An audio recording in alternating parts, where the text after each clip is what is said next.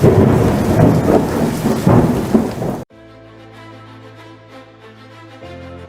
banyak sih, saya nggak tahu mau ceritain yang mana. Cuma saya soalnya kalau saya pikirin lagi kata gagal gitu ya. Kalau gagal tuh kita kebiasaannya orang Indonesia dengan konotasi yang ada di kata gagal itu kesannya itu nggak open ended gitu. Kayaknya itu sesuatu yang tamat gitu.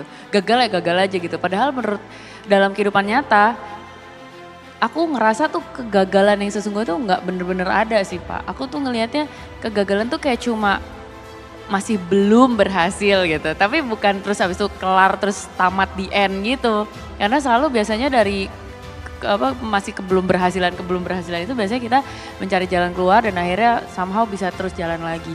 Contoh kegagalan tuh apa ya, kayak aku waktu itu pas aku memberanikan diri menjadi seorang pegawai kantoran itu Pak, kebayangin gak ketakutannya aku datang kerja di hari pertama sebagai artis gitu. Kan aku masuk ke kantor memperkenalkan diri ke senior-senior dan teman-teman kantor yang lain, bos-bosnya, senior-senior, partner-partnernya.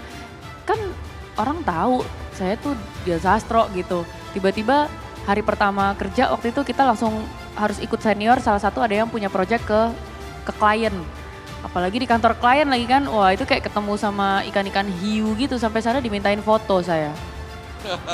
Jadi yang, waduh Mbak Dian boleh foto nggak? Waktu itu klien pertama saya tuh sebuah perusahaan BUMN yang memerlukan servis kami dan itu adanya di Madiun. Jadi naik pesawat ke Surabaya, dari Surabaya masih naik mobil lagi ke Madiun. Dan sampai sana nggak ada yang memperlakukan saya secara hormat sebagai salah satu pasukan dari konsultan ini. Semua memperlakukan saya sebagai tontonan. Semua memperlakukan saya seperti saya tuh spektakel gitu. Kayak bukan orang yang hidup gitu. Kayaknya mau diomongin depan muka saya juga kayak saya nggak bakalan sakit hati gitu. Kesannya saya nggak bisa denger dan nggak bisa ngerasa gitu. Aduh ini orangnya nggak mau nih foto gitu. Jadi tapi ngomongnya depan saya langsung gitu. Terus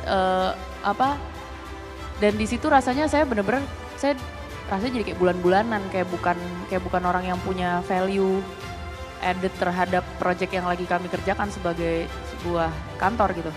Dan itu rasanya bikin saya low down banget sih. Saya sedih dan saya takut karena saya membiarkan persepsi orang-orang luar itu masuk ke dalam kepala saya dan akhirnya saya mulai melihat diri saya dengan cara yang sama mereka melihat saya. Padahal kan mestinya saya yang mendikte mereka bagaimana mestinya saya dilihat. Jadi akhirnya yang saya lakukan adalah saya bekerja keras waktu itu di project yang itu, saya mempelajari product knowledge yang kami kerjakan. Waktu itu kan kita punya service, kita bikin structure organization. Terus saya bikin ada job evaluation, job analysis dan akhirnya saya mempelajari materi-materi yang harus saya deliver itu 2 kali lebih keras daripada teman-teman seangkatan saya. Begadang lebih panjang daripada teman-teman saya. Karena saya tahu justru karena saya artis, saya akan ditungguin salah. Saya akan ditungguin saya tuh bodoh. Saya akan ditungguin saya cuma muka doang gak bisa ngapa-ngapain. Disitulah saya tahu tantangan saya jauh lebih besar daripada teman-teman saya yang bukan artis. Dan justru kegagalan itu saya pakai untuk jadi motor saya untuk bisa menjadi jauh lebih jago daripada teman-teman saya di angkatan itu.